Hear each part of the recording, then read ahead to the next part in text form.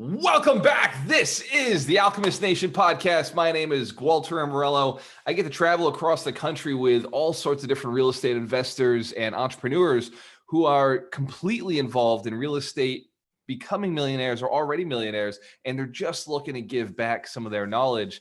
Today, I'm with a very special guest, Loka. Welcome to the show.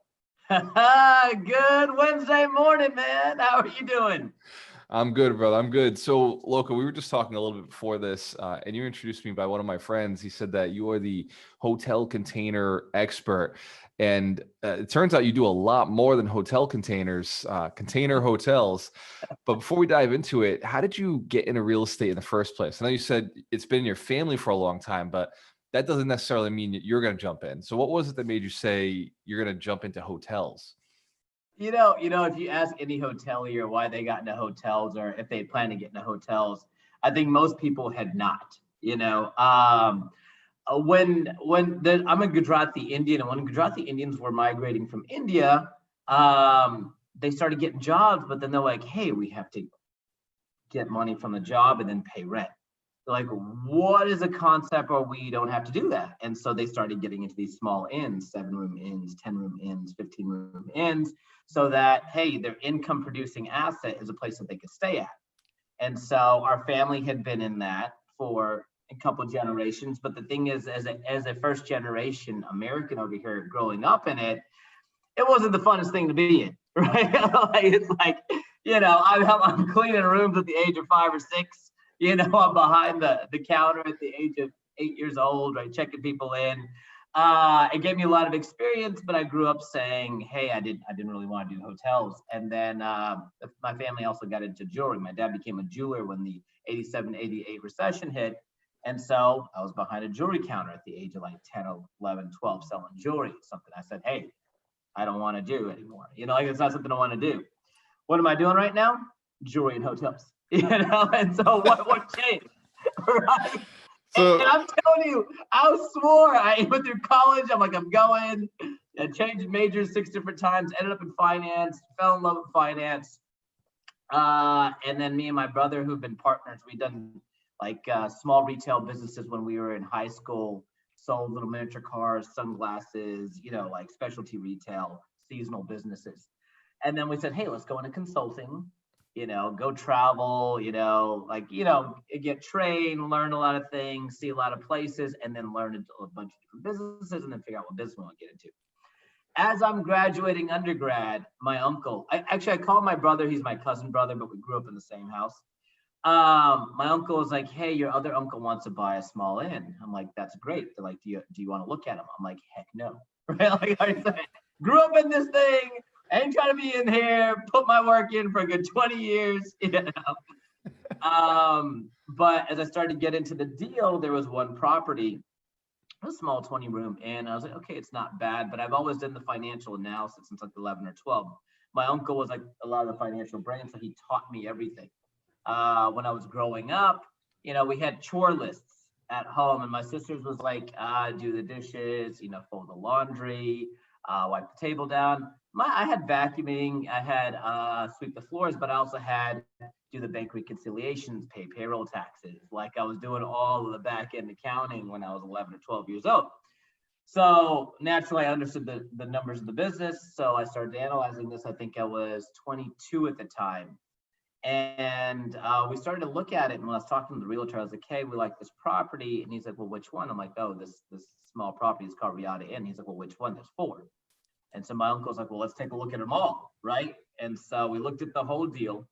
And it was 2 brothers that inherited, didn't really want the business anymore.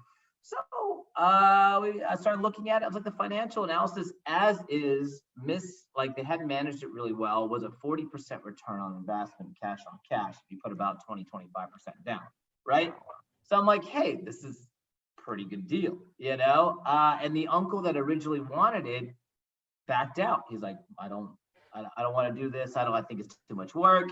And so then my uncle was like, well, you guys get it. You know what? Sorry, I take that back. It wasn't 40%. It was after we negotiated, because I was like, oh, I don't know. I think it came out to be about 27%. And then I was like, no, I don't want to be in the business. I don't want to do it. He's like, just throw them a low ball offer. So I offered them half of what they were asking for all of it, right? Because I'm like, if I get it for half, I'll take it. Well, they were like, heck no. But they actually brought down the purchase price by 35%. And that translated to, I think it came out to be like a 42% return on investment. So to me, I'm like, I've been in the business. I understand the business. I don't want to be in this business, but I just happen to be good at it, right? It's like the tennis player is really good that doesn't want to go pro, but it's like, yeah, maybe I'll go for a little bit. So I talked to my brother. I'm like, let's do this for a couple years, beef it up and then flip it. So he's like, are you serious? I'm like, yeah, I mean, what else are we doing right now? Like, this is pretty golden opportunity. We get into it after the first 3 months. We realized that they weren't doing any rate management. We realized that the only interaction they had, and they were really nice people. I just don't think they really understood the business. They would go once a month to go talk to the managers, and they would just have breakfast or lunch with them, but they wouldn't talk any business. They would just say, hey, how are you doing? And so there's no KPIs, there's nothing. So I got in there, I get pretty intense going on. And within 3 months, we realized that 40% turned out to be about an 80% return. Once we tweaked everything, we got our initial investment back in 14 months. And then I'm like, this ain't so bad. Maybe we won't flip this thing. And so, yeah, just continue that trajectory, stuck with that. And then as the family started to see, because there's always a transition, we always want to keep things separate. We didn't quite have enough money to kind of get into the business. We had built up a substantial amount of cash, but that was just from our small businesses in undergrad, where our parents are like, hey, here's the money. And that's when we've been fortunate, right? But I'm like, I don't want to take it, right? So what does a small hotel like that cost to get into? So what are the numbers on something like that? It depends. Like a 20-room property, you can get into it as low as, okay, let's take this back. A one that you want to buy, right? Yeah, you can get them really cheap, but you don't want to be in those. I would say between 600,000 to $1.5 million, and that's for like a 20 to 30 room property. Something around that range will probably throw off a cash flow of $100,000 to $150,000. Doing about anywhere from 250 to like 350,000 in revenue, I would say, typically. Those numbers sound good to me. I'm okay with that. Yeah. Yeah. And so we typically focus on things that are making at least 300,000 or more, because we kind of run ours more management company wise. Most those small inns are owner operator, and so they run super lean, where we did originally, but we didn't do the owner operator concept. But now we've kind of built out our management company. You have a lot more overhead.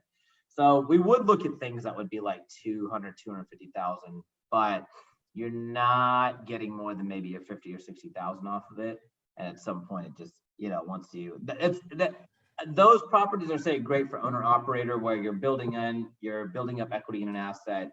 And if someone wants to own or operate it, well, you're paying yourself a $50,000, $60,000 salary. It may get to maybe like 70, 80 because you're not paying someone else to kind of run it. So, yeah. But the small inns, typically you'll find good returns on them, like 25% returns, cash on cash. Given that you're putting down probably about 25 to 30% down in the rest of your loan. The bigger hotels will usually give about a 15 to 17% return. They're more of an equity play. So you'll make your money when you're actually selling that asset, but they're bigger assets. Like a Hampton Inn will probably cost about $10 million to build, Right. But yeah, so we, the idea was, most people say you cannot actually run multiple small inns because you can't find people to run them, and that was the biggest thing. And I was like, yeah, but if you could solve that one problem, they're like, you would kill it out there. Right. And so that's what we've actually focused on, and kind of become an expert on it.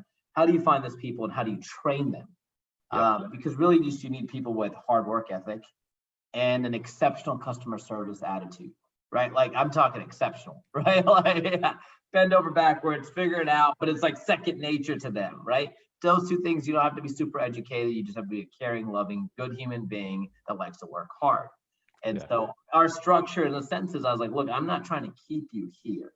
I want you to grow as high as you want to go. If you want to own your own inn, I will get you there. You just tell me where you want to be, and I was like, yeah, and then maybe you can partner in another one and just keep growing and growing and growing. So our whole concept is that, where you bring in someone, get them an opportunity, because most of these people haven't been in the hospitality business, and then grow it that way. And that's why our returns are a little higher, because we find the right people and we groom them the right way.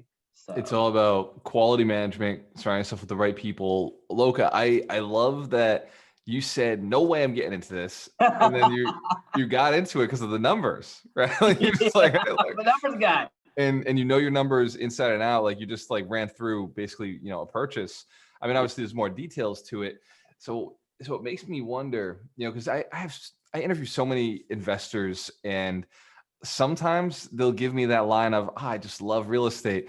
But most do say, I got into it for the money. Like that's really, that's why you get into real estate is, and even me, I got into it for the money. Can we find things that we love about this business? Of course. Right? We have to find a way.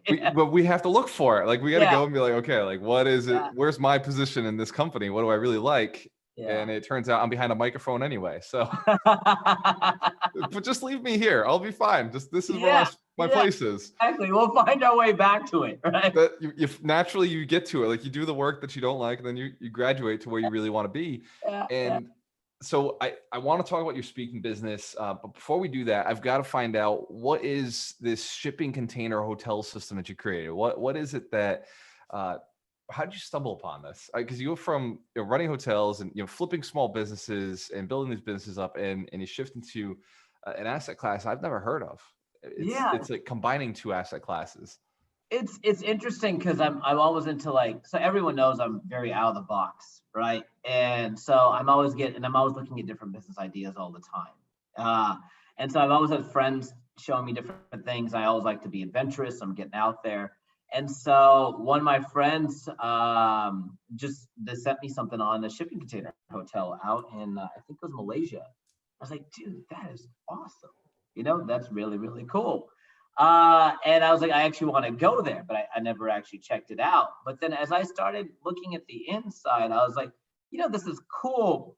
But as we started getting further and further, a lot of people were holding on to their inns. And then we have a property out in Marfa, Texas. And it was one of those small inns, and it sits on 10 acres of land. And, this is how crazy of an entrepreneur I sometimes, especially when I started, was I didn't want to sacrifice a hotel room if we were slammed, for me, if I was visiting the property. So I will legit tell my manager, clean my room.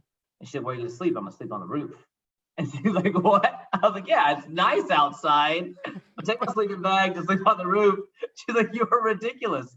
And I'm out there sleeping on the roof, check it out, and next morning I guess I check out, she clean up the room, and then I get back in my room, and we didn't have to sacrifice that $100.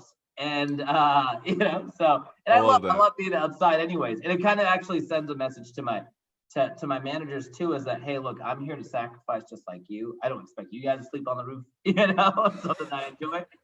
But then I'm like, when I talk to people about it, and then some even customers would be like, hey, do you mind if I check it out? I was like, yeah, sign this waiver, we can go upstairs, and then we just hang out there, and like, this is awesome. And so then I saw the shipping container thing, and I'm like, you can kind of give a little experience of someone sleeping on top of their room by putting a deck at the top if they wanted to. But I doubt many people would do it, but it's just a cool experience, right? Because I'm just out there hanging out, I'm eating dinner, like having a class. And so that's when the idea started coming. It was in 2017, but we got so busy with everything else, it just gets put on the back burner, right? You just have all these things that are going on. And then lo and behold, the pandemic comes, right? Right. And I knew it was coming. Yeah, it's just one of those things. It's been a tough time, but you can always find the silver lining. You can always look for that blessing in disguise. Slowed everything down because I'm always on the go, and I literally twiddling my thumbs. Hospitality got hit hard. Even some of these small counties that we're in, even though hotels were essential businesses, they shut us down. And so we literally didn't have anything to do. And here I am, like looking at the mask business and looking at this business, looking at that. And then this idea of the shipping container hotel resurfaces. I'm like, oh, I've got nothing to do. Why don't I get back into this thing, right? So yeah.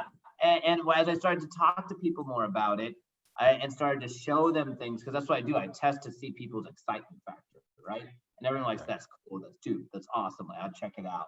And so I was like, hey, why don't we start building a prototype and see how it goes? And so we started doing that. And yeah, here we are now. We're still working on our proof of concept property right now. It's coming together slowly but surely. We're putting it in phases. But yeah, that's kind of how I got into it. So how many did you start with? How many shipping containers did you put out there? 10. 10. Okay. Yeah. 10. And then it's going to be another phase of 10, and then, but we're doing the glamping at the same time. So, and on the flip side, so I was enamored by the whole concept, but, and we don't have a full year yet, but compared to other hotel properties out there, the cost to get in seems to be a lot lower, and the returns look like they're going to be a lot higher, like much higher. So what I'm projecting is what it would take to build a $10 million Hampton Inn and sort of the cash flow you get off of that. I'm thinking that it may cost $2.5 million for a container hotel, and you'd make about the same amount of cash flow. Now you won't have this, yeah. Now you may not have the same equity play that you do with a Hampton Inn, because hey, once that thing's paid off or you build a value, you get a $10, $20 million asset over there. But it could happen here where, hey, if you build it for $2.5 million, it may go for 4, it may go for 5. And so I won't know till we get there. But that's the number side of it. And I'm like, okay, well, these inns were cool, but this seems a little cooler, and I think the returns will be a lot better as well. I love it. And we were talking a little bit earlier, you jumped into RVs as well now. So you jumped in and you actually went and lived in an RV. Yeah. To test it out. Yeah. During COVID? During COVID. You know, I'm always understanding businesses, and anyone that's looking to get into business, I would say that if you're trying to learn the best businesses to get out there in, connect with accountants and lawyers, because the accountants know the numbers of all their clients' businesses out there. I mean, they're not going to talk about their clients, but they're going to understand the businesses. And lawyers are doing all the legal, and they see all the deals, and they see what they're going for. And so I've always connected with those people all the time. And one business that the few businesses I've always heard over and over again, I heard self-storage, right? Like before it became a thing, before they were trading on cap rates, you know, once against the grungy business people, it wasn't very luxurious, very, you know, but it's an income producing asset that has low operational overhead. And so, but then I know people that have made millions of dollars off of that, you know, net worths in the 9 figures. And so then as I'm still connecting with them over and over again, for car washes, for RV parks, as of like last 5 years. And so I'm like, well, the RV business is kind of similar to hospitality. And so I was like, this is kind of cool. I started looking into them.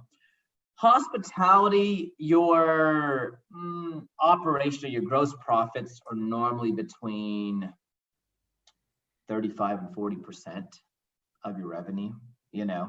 Wow. And so when it comes to these small inns, if you're running them pretty well, you can get to that 50, 55%. You know, RV parks, I've seen between 60 and 80% of gross profits, right? So this is like your operational profits. Obviously, you have your property taxes, which aren't huge on them after.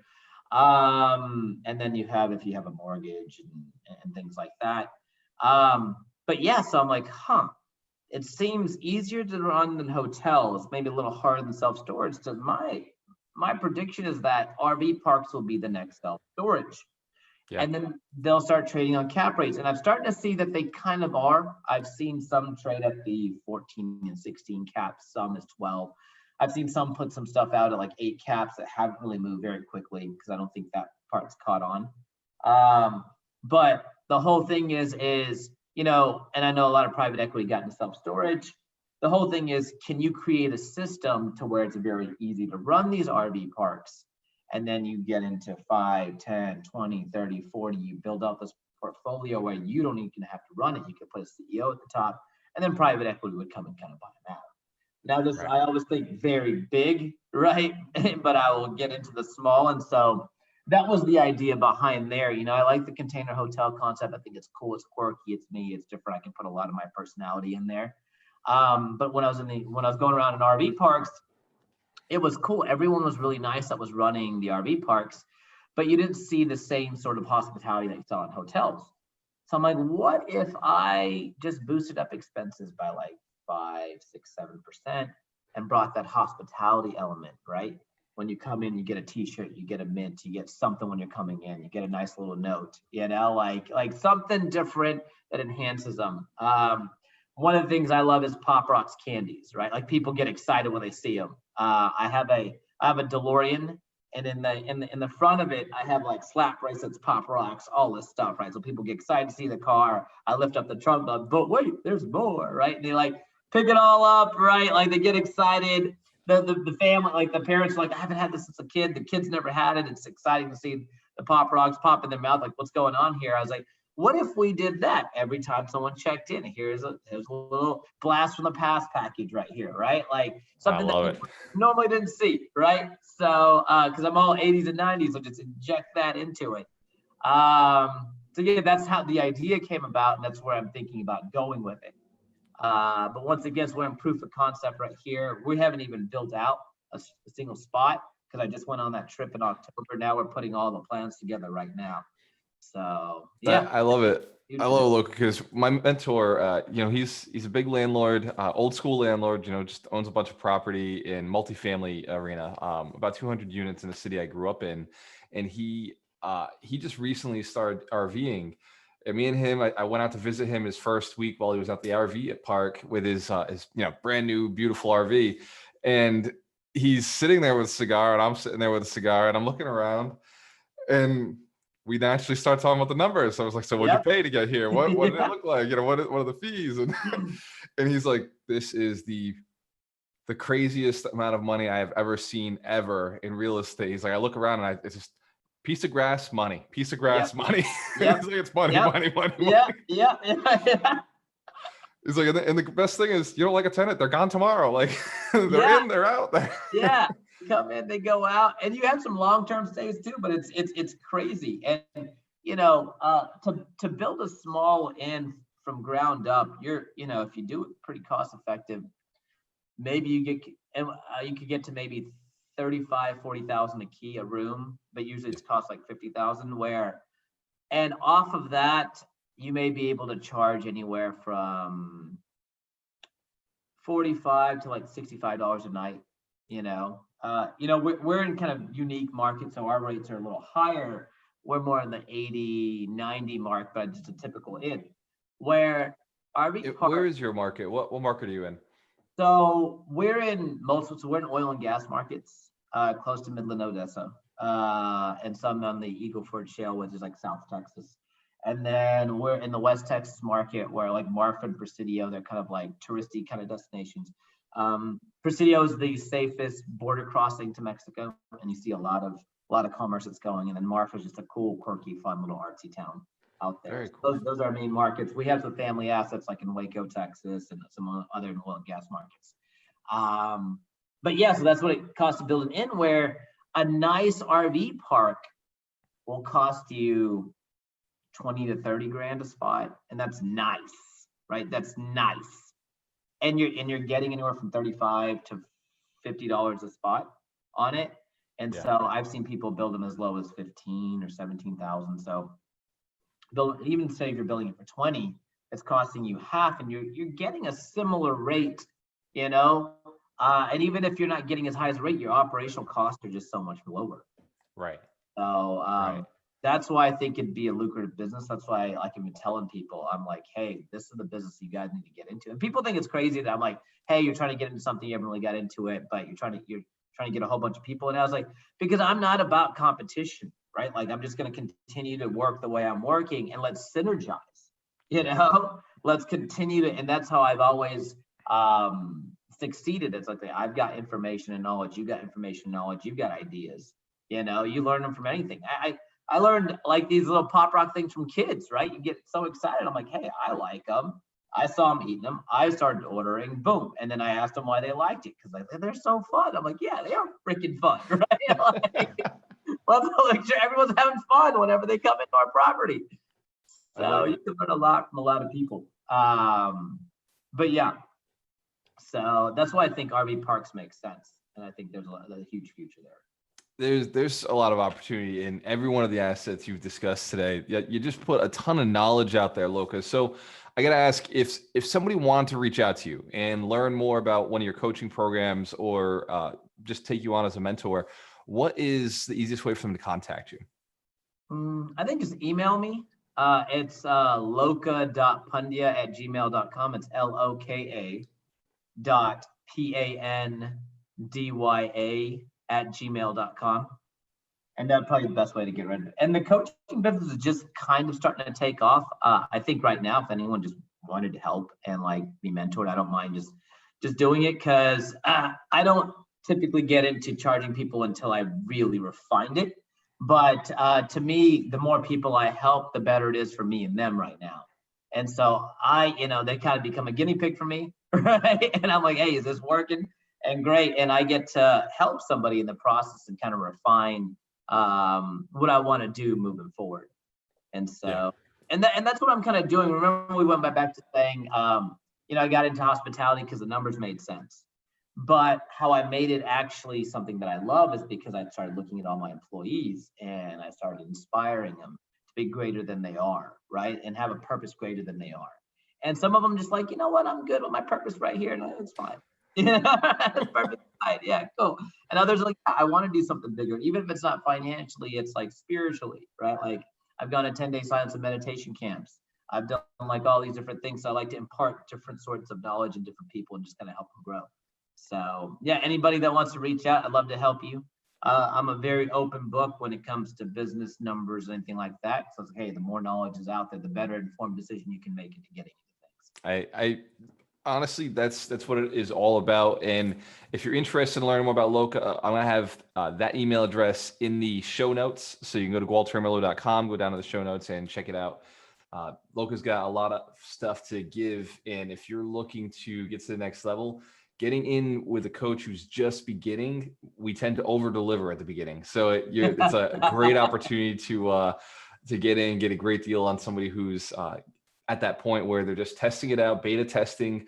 We did it for free for a long time. So I coached for free for years and years and years. And it started the same, my retail teams, my sales teams. And I was training them for free because I wanted them to do better. Because commission sales, I was winning if they won. Yeah, exactly. So I love that mindset. Loka, I always ask at the end, what is 3 things, if you could go back to your 20-year-old self, what are 3 pieces of advice that you would give yourself going forward so that you could improve your life or improve your income earlier in your life? What 3 pieces of advice would you give yourself?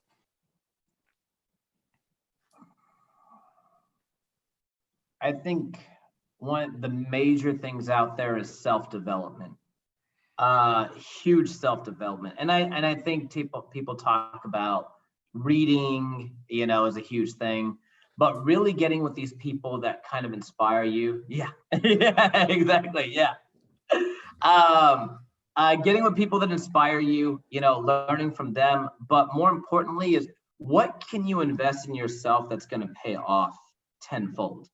And it wasn't until the pandemic where I really realized that, hey, I look at the highest return on investment, and the 2 things that I'm doing right now that I feel like are going to pay off forward from a self-development perspective is I'm doing a memory course right now. It's a Dominic O'Brien memory course, and then I'm getting into speed reading. And so, because had I done that when I was 20 years old, then the amount of books that I have consumed, I'd read them a lot faster, I'd remember a lot more. And so what I have learned is that most people, when they read something, you're only going to retain anywhere from 5 to 15%. but you need spaced repetition for it to sink in. And so I would have read books over and over again a lot more. And I call it installing it into my mind. You know, like now it's second nature. Like how to win friends and influence people was that. Let's see. I would have traveled a lot more. And the reason I say that is because right before in 2019 and 2020, I started traveling a lot more. And that's where a lot of inspiration started to come. I started connecting with a lot of people and just seeing a lot of things. There's a Netflix documentary on creativity. They talk about the most creative guy in the world. And he surrounds himself with all these little inputs, right? It could be like cooking utensils, or it could be like toys and things like that. And he tells you that creativity is repurposing things that you've already seen. And so, like, for example, I've understood like the S-Class coupe that Mercedes built was modeled after a shark. Someone in the design team said, hey, the shark it's strong, it's fierce. Let's make that into a car, because aesthetically as humans, we like nature and things that are out in nature. And so boom, right? That's why it looks so good. So travel a lot more. And I think, and I do a lot of this, but a lot more charity work, really.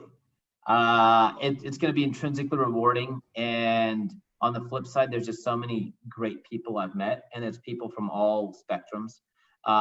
You can learn from someone who has been in poverty, right, and their experience there, and it kind of puts things in perspective. But then in charity, there's a lot of successful people that want to give back as well. And so get into it early. I didn't really get into it until I was 28, you know. And I was thinking, and the reason I got into it in 28, because I was always thinking I'm almost going to give back more when I'm like 50, 60. I was like, why am I waiting so long? And there's so many great things that have come from that. So yeah. Yeah, I like it, Loco. We don't want to all be Warren Buffett, where we make our money, and start giving back when we're in our 70s. Yeah. It's, you know, yeah. Like you can give back a little bit earlier. There's ways to do Yeah. it, and for me, I found that, you know, I give back, you know, through the coaching, right? So I do a lot of free speaking, a lot of free events. This podcast is another free thing that we do, and it's a way to pay it forward. It's a way to get other people, you know, it's give them a fish instead of feeding them a fish. And education is really, to me, it's the best way to pay it forward to people. It's the best charity you can do. Is if you've learned something, it's done well for you. Don't teach things that are redundant, but go out and teach something that's valuable to other people. It's the best charity, in my opinion, that you can go out and do for somebody. In fact, that leads us to my mission: build 100 millionaires. And it's a goal that we created just out of, okay, how do we give back more? Like, how do we quantify and qualify that we're actually doing something, right? We're giving something back. And I think that millionaires, they donate more to charity than the average person. And so and they create their own charities, and they go out and they do a lot. And so building 100 millionaires leads to a lot of impact and change. So Loka, you've been, I mean, I know that you and I could probably talk over hours, and I still wouldn't have like scratched the surface of what you're capable of, what you've done, where you're going. Again, can you give your information again? If somebody wants to reach out to you, just learn a little bit more about where you're at and what you're looking to do, what is your email address? My email address is loka.pandya@gmail.com. That's LOKA.PANDYA@gmail.com. Awesome. Thank you, Loka. Been a phenomenal call.